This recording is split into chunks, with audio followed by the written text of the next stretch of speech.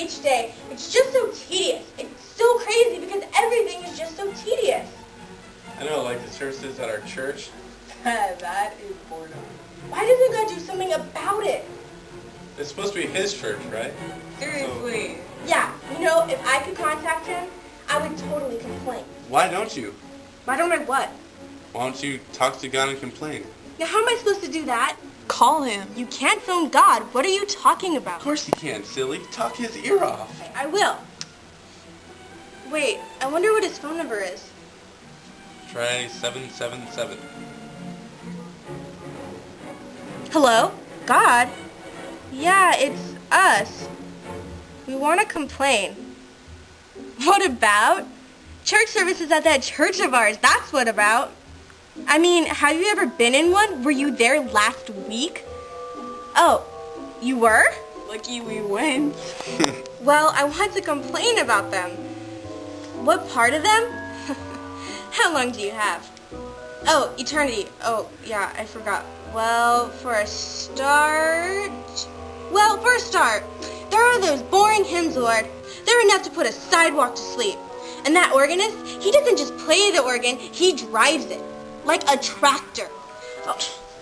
Yeah, and not to mention those long sermons. I mean, seriously, make sure you wear a sweater when you visit our church, because the sermon lasts at least one ice age. What about those guys who pass the collection bowls? They just shove them up your nose. Anyone would think you're supposed to put something in it.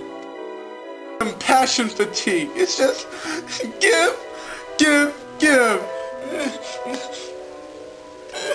And what about the pews in that place? I mean, what are they made of? The ancient and extinct concrete wood tree? It's like trying to sleep on,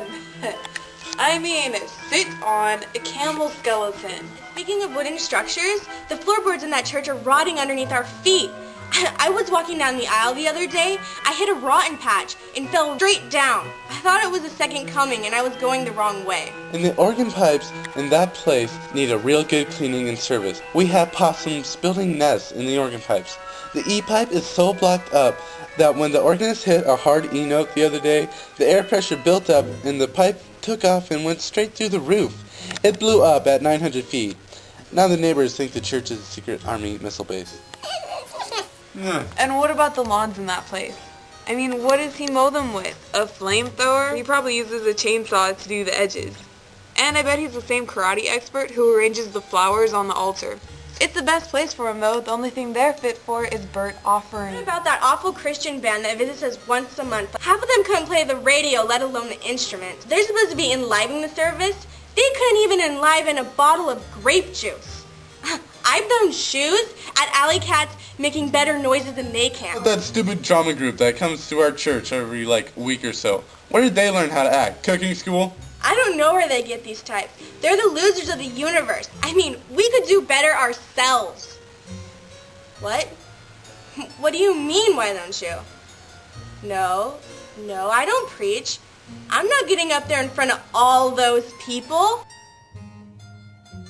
No, I don't lead youth group with all those rotten kids. Hello?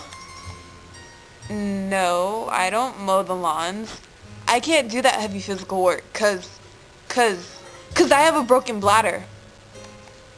What do? We don't do anything. Hello? He hung up on us. What? Oh my gosh! That's when we were getting started, too. No!